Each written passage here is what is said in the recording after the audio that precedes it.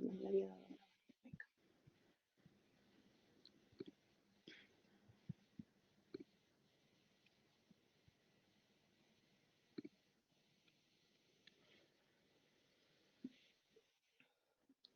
¿Me confirmas, por favor, Natalie, que se ve bien la pantalla?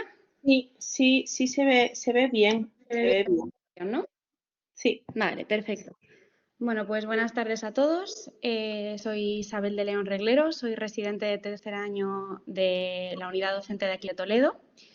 Y hoy la sesión que os voy a dar es sobre la actualización en el manejo de crisis epiléptica como parte del grupo de SEMESMIR Castilla-La Mancha. Perdón. Este es el índice que voy a seguir. Vamos a empezar con una introducción, luego vamos a hablar del diagnóstico etiológico, las pruebas complementarias que tenemos que realizar ante un paciente con una crisis, el tratamiento, los criterios de ingreso, unas pequeñas conclusiones finales y vamos a terminar con la bibliografía. Entonces, vamos a empezar la introducción con unas pocas definiciones, ¿vale? Primero de todo, ¿en qué consiste una crisis epiléptica? La crisis epiléptica es un episodio autolimitado de la alteración de funciones cerebrales que se produce por una alteración en la actividad anormal y excesiva de un grupo de neuronas. Y esto en lo que se traduce es una serie de fenómenos motores, sensitivos, autonómicos o psíquicos, en función del tipo de crisis entre la que nos encontremos. La epilepsia como tal sería la enfermedad en la que se producen estas crisis. La SEN nos habla de al menos 2 crisis no provocadas con más de 24 horas de separación, una crisis no provocada y probabilidad de presentar nuevas crisis tras la aparición de 2 no provocadas y diagnóstico de un síndrome de epilepsia que incluiría otro tipo de clínica. ¿Qué incrementa la probabilidad de nuevas crisis? Pues un registro de una actividad eliptiforme en un electroencefalograma y la existencia de una lesión que sea potencialmente elictogénica en un estudio de imagen cerebral como un TAC o una resonancia. Una crisis aguda asintomática es cuando nos encontramos la crisis convulsiva como un síntoma de un proceso agudo subyacente que nos presenten los pacientes. El estatus epiléptico, pues la repetición de crisis sin que haya una recuperación entre ellas o una crisis que dura más de 5 minutos. Y la encefalopatía epiléptica lo que nos habla es básicamente de la actividad epiléptica produciendo alteraciones cognitivas y del comportamiento por la propia crisis. Para la clasificación, simplemente, bueno, hay varios tipos de clasificaciones. Yo creo que casi que más que esta parte que tiene más texto, me parece más útil este esquemita que nos ofrece la SEN en la última revisión que hacen de la epilepsia, que básicamente te habla un poco en general pues, de la clasificación en función del tipo de crisis, el tipo de epilepsia y los síndromes, y luego también de la etiología, que me voy a meter ahora un poquito más con el tema del diagnóstico etiológico. Entonces, tenemos un paciente en la urgencia, sabemos que está sufriendo una crisis convulsiva. Vamos a pensar en qué diagnóstico etiológico tenemos para ver cuál es la causa de esa crisis. Una de las causas más comunes es pacientes que ya son epilépticos conocidos, que tienen una supresión del tratamiento anticomicial, pues por un error de toma, porque haya un proceso subyacente que esté alterando a la dosis que precisa ese fármaco para ser efectivo. La abstinencia o la intoxicación aguda, en el caso de pacientes que hayan consumido drogas o alcohol. Los traumatismos cranoencefálicos complicados, infecciones del sistema nervioso central, accidentes cerebrovasculares y las secuelas que puedan producir, y lesiones ocupantes de espacio, como por ejemplo son los tumores o los abscesos. Otras causas que también son importantes, pues trastornos electrolíticos, la hipoglucemia, insuficiencia respiratoria grave, encefalopatía hepática, hipertermia y sepsis, entre otras muchas. Me parece también muy importante recordar que uno de los principales diagnósticos diferenciales que tenemos que hacer con una crisis convulsiva sería el síncope. El síncope que consiste en una pérdida transitoria de conciencia y tono postural en contexto de una reducción abrupta del flujo sanguíneo cerebral. Aquí la SEN nuevamente nos ofrece un cuestionario a través de un sistema de puntuación, pues para distinguir si tenemos dudas entre un paciente que nos orientaría más si a un síncope o a una crisis epiléptica. Cosas que nos orientarían más a una crisis epiléptica que nos sumarían puntos, como por ejemplo una mordedura de lengua o un periodo poscrítico, y cosas que me pudieran orientar más a una patología más tipo síncope, como por ejemplo un mareo previo. Vale, las pruebas complementarias, pues ya tenemos a nuestro paciente en la urgencia. Sabemos que está sufriendo una crisis convulsiva, que es lo primero que tenemos que hacer. Pues como todo paciente que entra por la puerta de urgencia, lo primero sería obtener unas constantes, frecuencia cardíaca, tensión, temperatura. La glucemia no es una constante como tal, es un parámetro bioquímico, pero sí que es verdad que me parece muy importante insistir en que es una de las cosas que tenemos que valorar desde que vemos al paciente, porque es un valor que obtenemos de forma muy rápida y es una causa de crisis convulsiva que tiene una solución que también es rápida y fácil, que sería pues, en una hipoglucemia aportar glucosa. Otra de las pruebas complementarias que tenemos que hacer de forma rápida sería el electrocardiograma para descartar alteraciones cardíacas. El análisis clínicos, como ya he dicho, que eso tardará un poquito más en llegarnos, pero también lo tenemos que hacer. Necesitamos una bioquímica, necesitamos una hematimetría y un recuento de leucocitos, la concentración en sangre de fármacos que pueda estar tomando ese paciente. Y luego siempre es importante un sistemático de orina para descartar una posible infección y también los tóxicos en orina porque es una de las causas principales también de crisis convulsiva. Otra prueba complementaria que necesitamos serían las pruebas de imagen. Por una parte, pruebas de imagen que nos orientaran a una patología de base, como por ejemplo un paciente con una sepsis respiratoria. Si sospechamos una neumonía, sería interesante tener una placa de tórax para poder valorarlo. Y luego, por otra parte, prueba de imagen tipo TAC para valorar todo lo que es la anatomía cerebral. Muy importante no olvidarnos de la posibilidad de que estos pacientes hagan una rhabdomiólisis, una insuficiencia renal, las acidosis metabólicas, hipertensión, taquicardias y sobre todo las alteraciones hidroelectrolíticas. Los criterios que tenemos en urgencias para pedir una prueba de imagen, un TAC a estos pacientes, pues prácticamente yo resumiría en que se lo vamos a pedir a todos, sobre todo pacientes que sea una primera crisis no conocida, que entrarían dentro del protocolo de primera crisis que, por ejemplo, nuestro hospital tiene, que incluiría el TAC. Un paciente que está en un estatus epiléptico también necesitaría una prueba de imagen. Si es un paciente que ya tiene crisis conocidas, pero hay algún cambio en las características o la frecuencia de las mismas. Si sospechamos patología infecciosa, alteraciones de nivel de conciencia persistente, déficit focal, traumatismos recientes, si tenemos una historia de neoplasia o de VIH, habría que pensar también en posibilidad de metas. Y luego pacientes anticoagulados o con diátesis hemorrágica por pensar en posibles sangrados intracerebrales. En cuanto a la punción lumbar no me voy a meter mucho porque creo que las técnicas de urgencias da para una sesión entera, pero simplemente recordar que es una técnica que la verdad que la hacemos cada vez menos porque ya por suerte tenemos acceso a técnicas de imagen bastante rápidas. Raro es la guardia en la que tengamos una crisis que no nos hagan el TAC con bastante rapidez. Lo único que sí que estaría indicada en patologías como la meningitis, encefalitis o el absceso cerebral, aunque son pacientes que vas a empezar a tratar, pero sí que estaría indicado, vamos, que vas a empezar a tratar antes de tener una confirmación diagnóstica, pero sí que estaría indicado realizarles una punción lumbar. Y nos vamos a meter ya en lo que sería el tratamiento de la crisis convulsiva. Entonces, lo primero es recordar que estos pacientes, lo primero que hay que hacer es recordar el ABCD, permeabilización de vía aérea lo primero, intentar retirar prótesis dentarias y cuerpos extraños para asegurarnos de que el paciente respire bien. En cuanto al poner o no poner el GEDER, varía un poco en función de lo que leamos de las últimas actualizaciones, pero bueno, sí que es verdad que antes había más tendencia a poner directamente el GEDER, ahora solamente se recomienda si es un paciente que te lo va a tolerar y siempre el tema de retirar las prótesis o meter el GEDER siempre con seguridad también para la persona que está realizando la acción, para el médico o el enfermero que se encargue. Durante la crisis lo ideal sería que el paciente estuviera en decúbito supino y en el periodo postcrítico mantenerlo en posición lateral de seguridad, que esto es una cosa que nos vale tanto a nivel extrahospitalario como dentro del propio hospital. La oxigenoterapia, asegurarnos de que el paciente está respirando bien, una mascarilla Venturial 50, valorar un sondaje vesical si lo consideramos también necesario y luego canalización de una o dos vías periféricas dejando por lo menos un suero de mantenimiento. Valorar una o dos vías en función un poco también de la etiología que pensemos que pueda presentar el paciente. Por ejemplo, un paciente con una sepsis va a necesitar más volumen, pues en ese caso, si lo sospechamos, directamente poner las dos vías. En la sospecha de una etiología alcohólica sería importante poner la tiamina intramuscular y luego, que sería en dosis de 100 miligramos, y luego en el alcoholismo y pacientes con desnutrición grave es el sulfato de magnesio. En las primeras 2 horas se pone 1,5 miligramos, diluido a 50 en 10 de salino, y a las 6 horas siguientes 4,5 en 30 mililitros. Recordar, muy importante, los pacientes que sospechamos que tengan etilismo crónico, el riesgo de encefalopatía por Wernicke-Korsakoff. Entonces, siempre es importante, antes de ponerle un suero glucosado o ponerles glucosa, poner siempre primero la tiamina, lo primero con estos pacientes.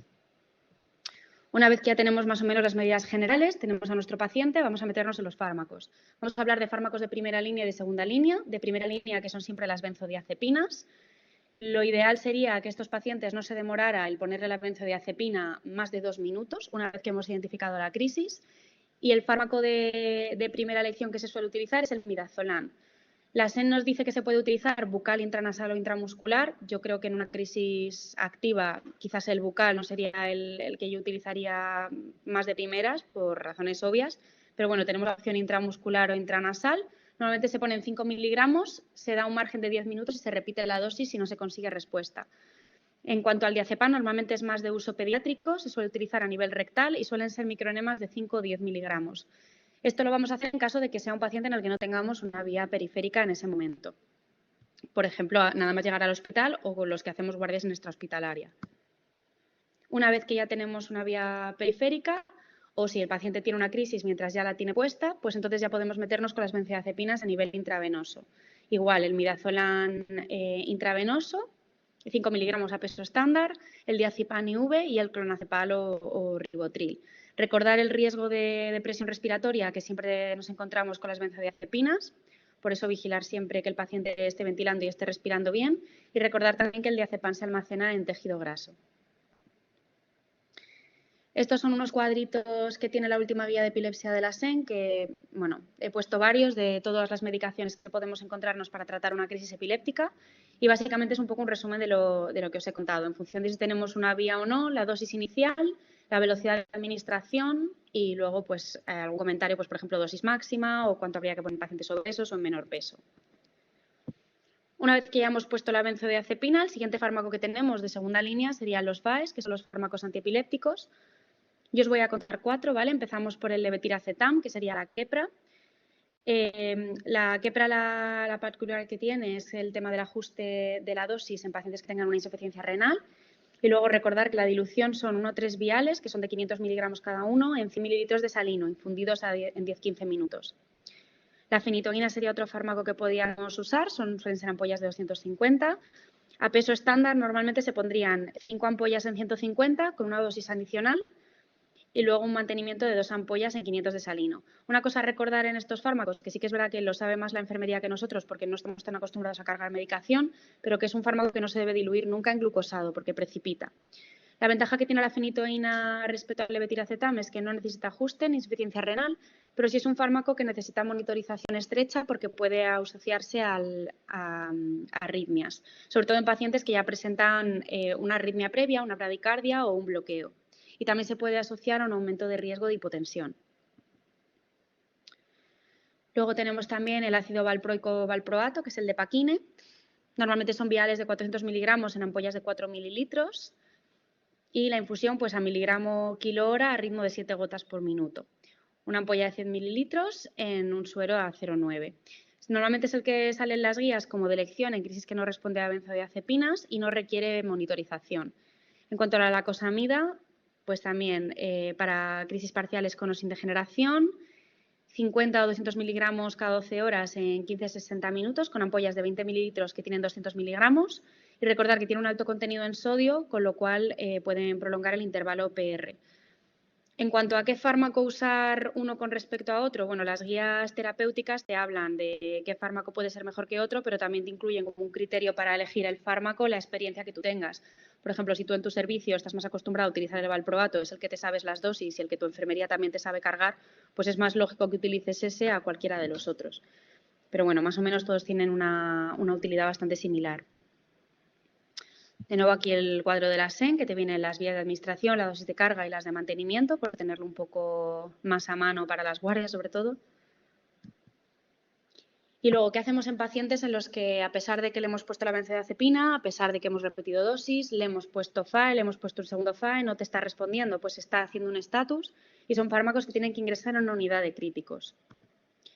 Estos pacientes ya van a requerir unos fármacos un poquito más específicos, que sí que es verdad que a veces también utilizamos en la urgencia para otras patologías, pero bueno, llegados a este punto sí que es un paciente que va a necesitar un ingreso en críticos. Entonces, lo ideal sería que se manejara ya conjuntamente con, pues en el caso de nuestro hospital, con la unidad de cuidados intensivos, que utilizarían fármacos de sedación, tipo propofol, midazolam, el tiopental o la ketamina. Os he dejado un algoritmo resumen de cómo hacer el tratamiento de estos pacientes en un paciente en el que hemos identificado en urgencias que tiene una crisis epiléptica. Recordar las medidas generales, sobre todo insistir mucho en el tema de la glucemia, ¿vale? Muy importante que estos pacientes, según les cogemos las constantes, también obtengamos una glucemia. Y en cuanto a los fármacos, en función de tenemos vía endovenosa o no, de primera elección siempre las benzodiazepinas. Repetir, ir a los 10 minutos y volver a poner benzodiazepinas si no obtenemos respuesta. Si aún así no obtenemos respuesta, pues ya nos pasaríamos a FAE. ¿Cuál? Pues el que tengamos mayor experiencia de uso. Si no nos responde, intentar un segundo FAE distinto. Persistencia de la crisis o estatus, pues ya serían pacientes que tienen que manejarse con la unidad de críticos de nuestro hospital, a la que nos toque.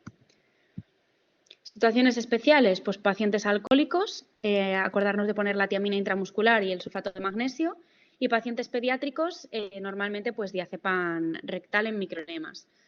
Os he dejado también el cuadro de manejo del estatus epiléptico de la SEUP, de las guías de pediatría, que me parece que viene bastante bien, sobre todo de cara a hospitales de puerta única que tengan que ver paciente pediátrico desde el principio, o para las guardias extrahospitalarias, o simplemente para los resis que tengamos que hacer guardias en primaria. Me parece que está bastante útil y bastante bien explicado también por tenerlo. Bueno, ¿qué criterios de ingreso van a tener estos pacientes? Pues prácticamente el paciente con crisis epiléptica es un paciente que lo más probable es que se quede ingresado en el hospital. Los únicos que se salvarían, por resumir, serían aquellos que son pacientes epilépticos que han realizado algún cambio de dosis y que lo más probable es que simplemente se queden en una observación para valorar que no haya ningún cambio.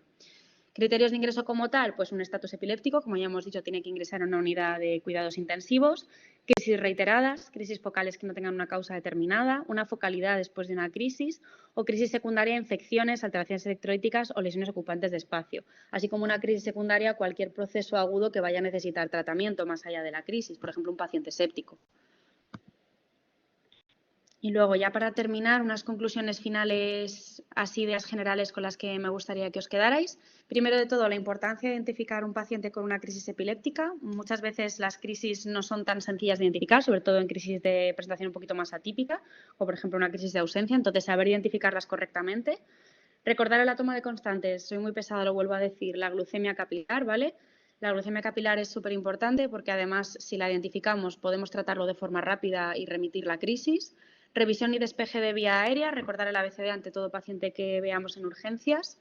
Las benzodiazepinas, una vez identificada, intentar administrarlas antes de 2 minutos. Si no tenemos vía no pasa nada, las administramos intranasal, las administramos intramuscular o rectal en caso de los pacientes pediátricos. El algoritmo de tratamiento, benzodiazepinas, si no nos son útiles, repetir benzodiazepina y si no, pasar a primero un FAE y luego otro que sea distinto. El paciente pediátrico, como ya he dicho, el diazepam en microedemas y luego crisis convulsiva que no me está respondiendo al tratamiento o que me está haciendo un estatus, contactar lo antes posible con la unidad de críticos para que ese paciente se estabilice lo antes posible y pueda ingresar a su cargo. Esta es la bibliografía que he utilizado y muchas gracias.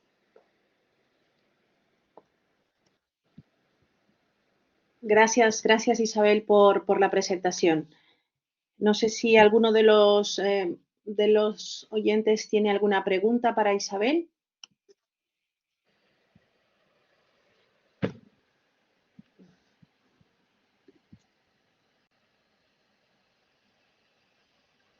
¿O quieren levantar la mano y escribir algo en el chat que tenemos aquí? No, no hay nada en el chat de momento.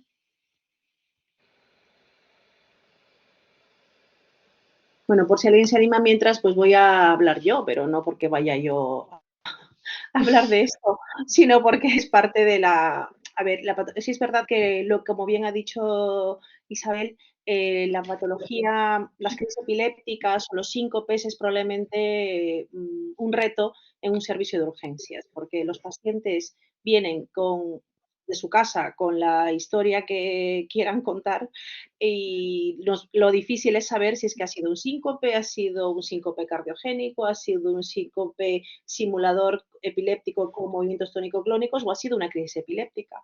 Realmente en este caso el que más nos ayuda son los testigos, si es que los hay.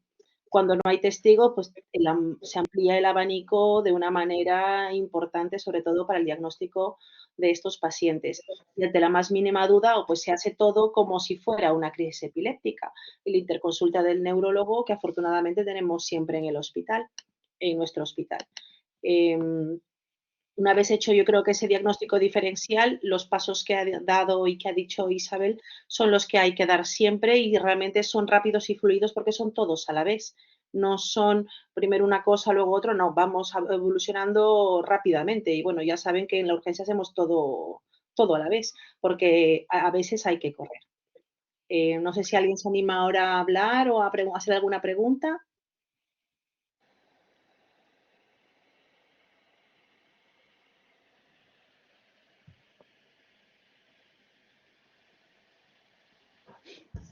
Bueno, ya lo he dicho por el chat también, solo quería darle la enhorabuena a Isa porque la verdad es que ha hecho un resumen estupendo y además todo súper claro con la tablita del final, con el algoritmo y las dosis y todo, y que nos viene súper bien porque luego en las situaciones de la urgencia pues tenemos que pensar rápido y nada, que lo ha hecho muy bien.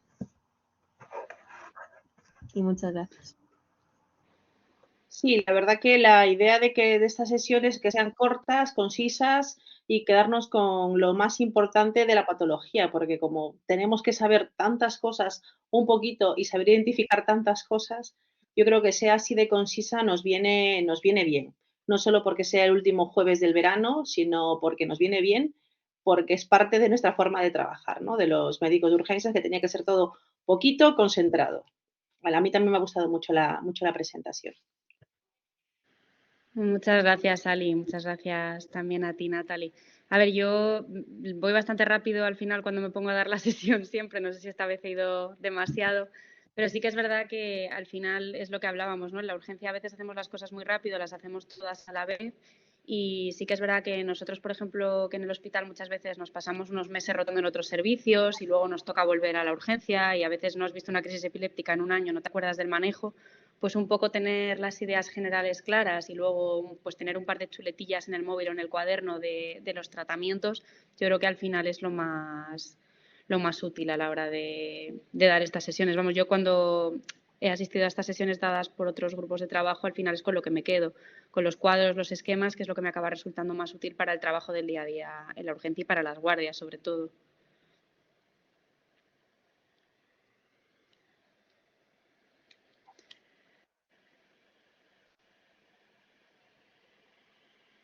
Bueno, no sé si alguien se anima a hacer alguna pregunta a Isa, que se lo ha repasado.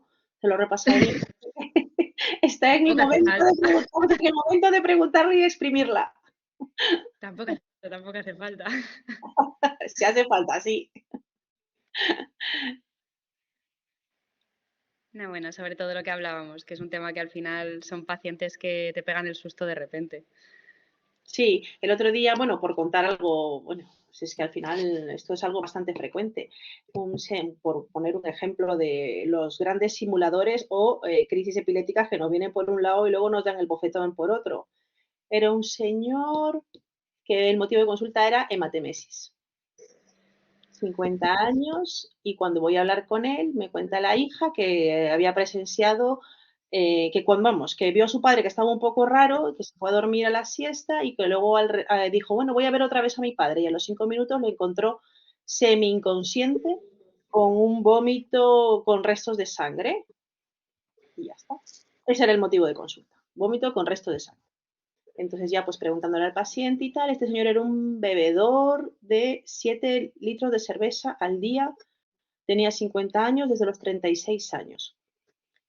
Vale, pues nada, se le trae porque, bueno, pues este señor nunca había ido al médico, el típico que solo trabajaba el pobre y nunca había ido al médico por nada, y no teníamos ningún antecedente de nada, no tomaba pastillas para nada, y bueno, claro, el hombre, como ya se notaba parestesias en las extremidades, 3 días antes había dejado de beber de golpe, porque ya le había funcionado en un momento, pero cuando bebía 1 o 2 litros de cerveza en su adolescencia, porque este hombre bebía desde los 16 años, y claro, ya la hematemesis, entre comillas, o las varices esofágicas, entre comillas, se podían alejar o no, porque no sabíamos absolutamente nada de nada, nada del hombre, y lo primero que salieron fueron las plaquetas, que tenía 77.000. No tenía anemia, tenía 13,6 de hemoglobina, el magnesio lo tenía en 1,56 y me acuerdo porque no ha sido hace mucho, no por otra cosa. Y cuando sonó una REA, pues vámonos todos a la REA, y mientras yo voy pasando por la REA para ir a la REA, este hombre empieza con una crisis. Con una crisis, vamos, madre mía. Pues nada, al final fue una deprivación que precisó intubación, porque la primera sería una crisis, lo que le había pasado, sino que el motivo de consulta era una hematemesis, era un paciente alcohólico, conocido, pero sin seguimiento ni control ni nada, y que 3 o 4 días antes había dejado de beber de golpe. O sea, era un paciente, entre comillas, que ya estaba hablado con digestivo. Digestivo dijo, venga, sí, hay que ponerle eritromicina para pasar el estómago y poder ver bien todo y tal. Vamos, que el hombre estaba ya, entre comillas, encaminado y se torció. Vamos, lo que nos suele gustar a los de la urgencia, que un paciente no tenga lo mismo que toda la vida, que haya ahí sorpresillas. Y bueno, pues nada, salió bien, lo tuvieron que intubar en la UBI y nada, a los 2 días lo extubaron y ya está, tampoco dio para más, sino que las 2, 3 horas que estuvo el señor con nosotros, cundió su presencia y era una depresión alcohólica lo que le pasaba. Sí, la verdad que son pacientes que te pegan el susto enseguida. Yo la razón de elegir este tema fue también por una chica parecida, en el sentido de que era una paciente que en principio nos la pasaron como una intoxicación etílica que se le estaba pasando, estaba ahí con su suerito esperando a que le saliera la analítica y con idea de, nada, esta chica cuando se le pase le dais el alta. Vimos la analítica era de llorar y entre medias que estábamos revisando la analítica la paciente nos empezó a hacer una crisis. A las 4 de la mañana, todos corriendo al box, la suerte que estaba justo delante de la enfermería y lo vimos rápido. Y fue una paciente que al final, pues igual, fue una deprivación alcohólica en una chica que además tenía una sepsis urológica. O sea que, claro, pero la chica venía, era una chica que era alcohólica crónica conocida, la pasaron como tal, venía, pues no contaba nada, obviamente, porque la chica estaba pues intoxicada. Entonces ya cuando nos empezamos a meter y empezamos a revisar bien todo, ya vimos la que tenía ahí montada, pero nos pegó un susto. Bueno, la típica paciente que no te parece que te vaya a crear mucho problema, porque bueno, ha bebido, déjala en una esquina que se le pase un poquito con el suero tal, y al final nos pegó una noche a todos espectacular. Y también acabó, nos hizo un estatus y acabó intubada en la UBI también, la pobre. Así que sí, pacientes de, por lo menos lo que digo, tener a mano la tablita para saberte los 2 fármacos. Y ya está, porque, bueno, ya está, Sí. ¿no? Pero es verdad que la parte inicial del diagnóstico diferencial, que puede ser difícil, en el que, entre comillas, te lo cuenta bien, luego al final los que no te cuentan absolutamente nada, te dan el bofetón y dice, y al final es una crisis lo que le ha pasado.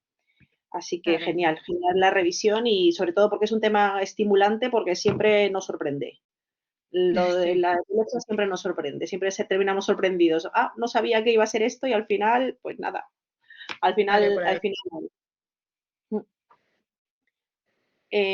Pues a ver, pues si ya nadie se anima y estamos aquí en parece un monólogo, bueno, no un monólogo, no, sino un dúo entre Isa y yo.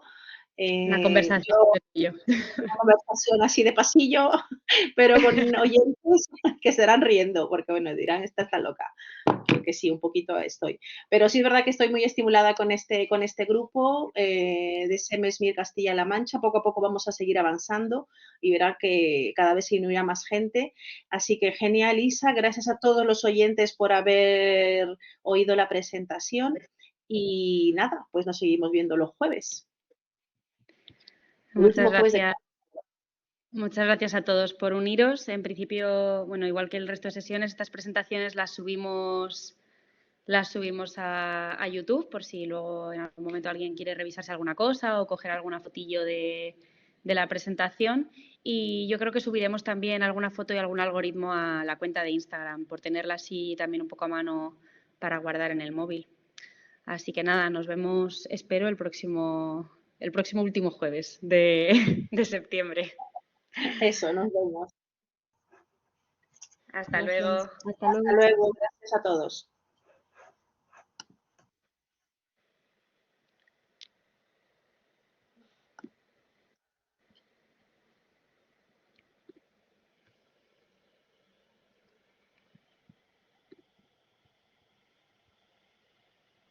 Vale.